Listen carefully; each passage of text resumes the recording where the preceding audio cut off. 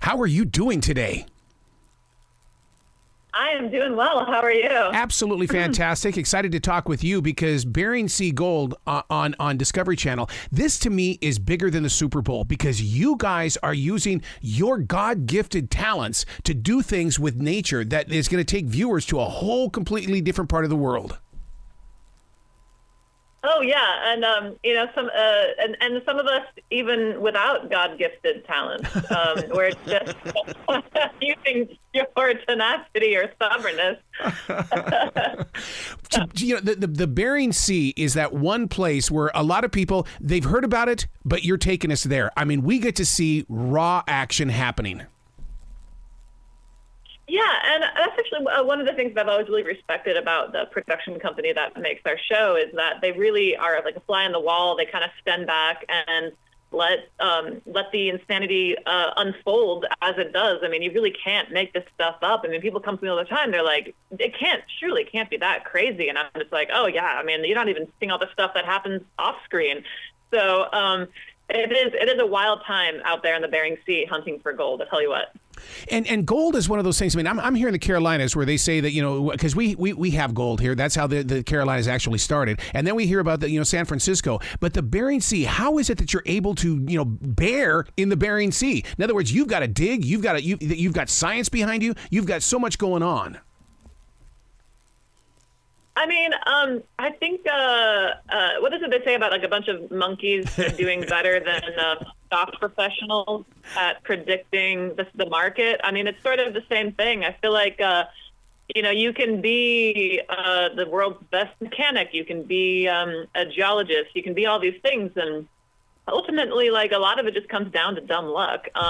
That's certainly a part of it, and I think that's the spirit. Like the Carolinas, like Alaska, like Canada, like California. I think that's the spirit of a gold rush, is that it's open and accessible for every human being to try their luck. And I think ultimately you just have to have a spirit that wants to pursue a job of absolute freedom, which is what I love about gold mining. One of the things that I've noticed in places where they have discovered gold, there's also a lot of very rich, like grapes for wine. In the Carolinas, in California. What about in the Bering Sea? What is it that you're looking for that says, oh, there's gold here?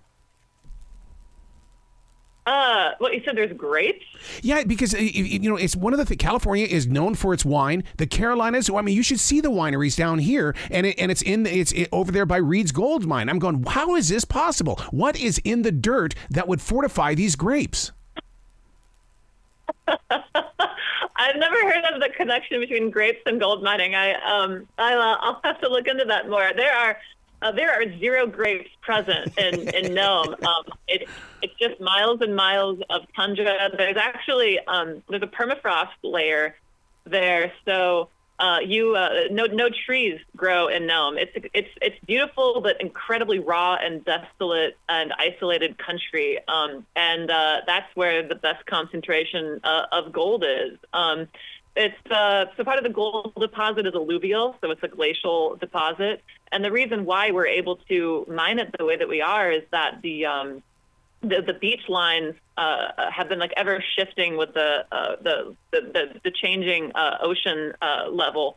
And so it's actually quite a bit shallow for quite a ways offshore. So, when I'm mining, I'm 3/4 mile offshore. Wow. And I'm in about 27 feet of water. And so I'm not like an ancient beach line or an ancient riverbed. You must have one heck of a husband, because you're newly married. You've got this passion to locate the gold. How is it that you're able to marry both of those together?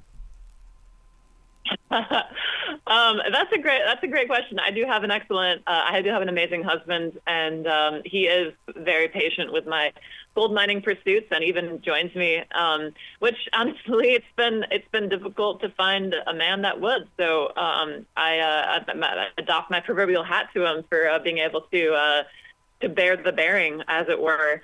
But he's an amazing figure in this business now. He's diving on the boat. He's sort of taken it to be its own. So it's good to share your passion with your spouse.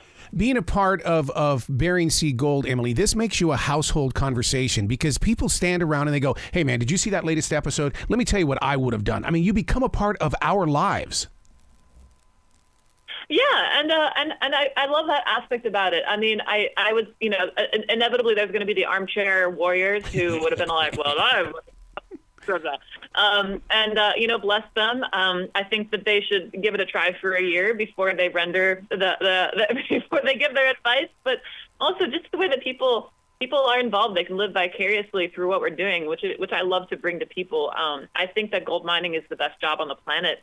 It really encompasses the American dream for me, and I love to share that with people. And I think that we do a great job, honestly, of telling what it's all about. I mean, from the extreme hardships to the amazing victories that we have here and there. Ultimately, like those stacks of gold in your loose box, and there's no feeling quite like it. Yeah, it's the conflict, it's the victories, it's the discoveries. I just love it. Please come back to this show anytime in the future, Emily. The door is always going to be open for you. Oh, thank you so much. I love that, and it was great to chat with you, Arrow. Well, you be brilliant today, okay? All right, you too. Thanks.